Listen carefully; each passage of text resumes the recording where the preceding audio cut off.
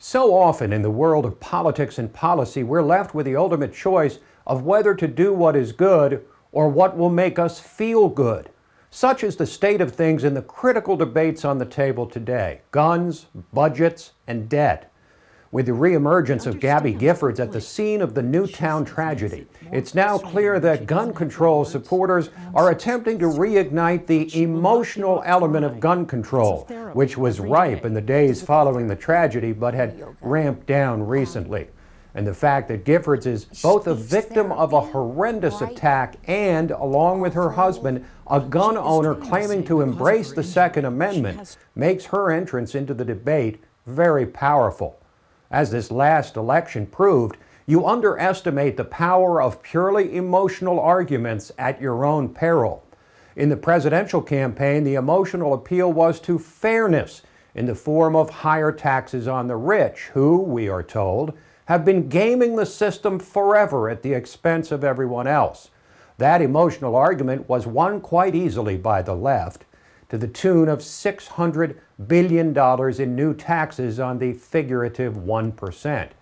Now, the left is playing on the emotions of the same low-information voters who helped put President Obama back in office for 4 more years, attempting to defy the logical argument that criminals are criminals because they don't obey the law, and thus stiffening the laws they don't obey and adding new ones is not likely to lead them to suddenly become law-abiding, though it will weaken the defenses of the 95+% of gun owners who do obey the law.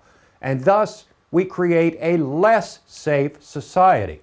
No, we've got to do something, is the cry, and the gun grabbers are pouncing on their best opportunity in many a year to make sure that something is as many new gun control laws and banned weapons as possible, using only arguments that will make their supporters and unwitting allies feel good.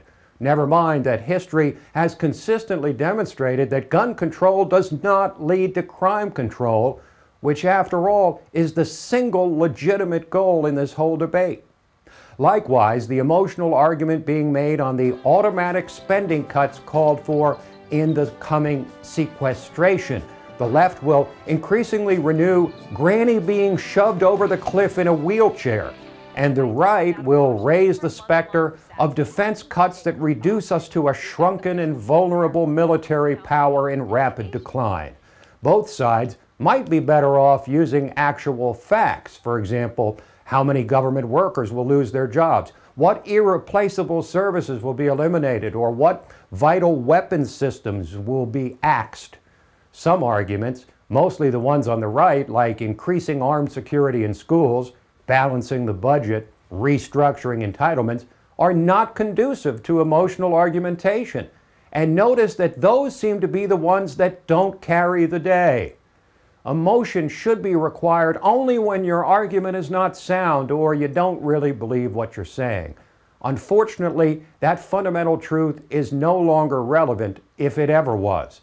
Emotion is the mother's milk of politics in a digital age in which people can be whipped into an emotional frenzy almost instantly. All sides in politics use emotion to varying degrees, but as we learned on Election Day and in the tax debate, and are likely to soon find out in the gun control fury, when reliance on emotion replaces rational debate, the nation is playing with fire.